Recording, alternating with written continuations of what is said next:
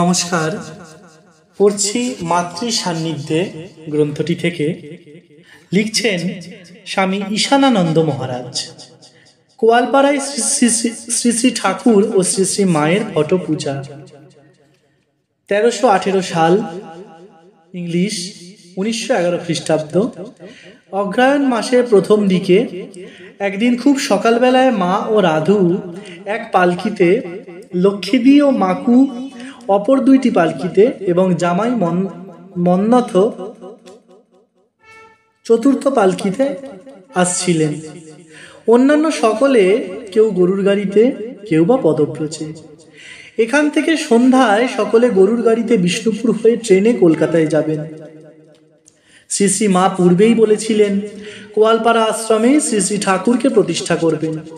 সেজন্য যথাসাধ্য সংক্ষেপে পূজার সব আয়োজন হয়েছে।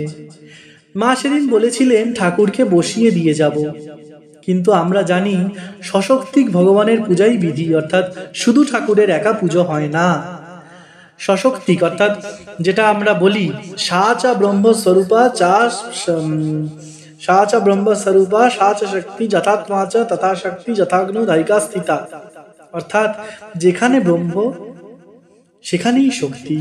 সেজন্য আমরা শ্রী শ্রী ঠাকুর ও শ্রী শ্রী মায়ের দুখানি ফটোই পূজা করার জন্য রেখেছিলাম।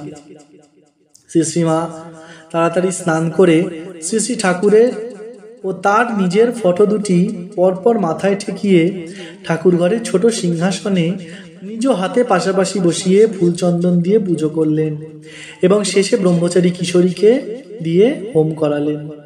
জয়তু শ্রীমা।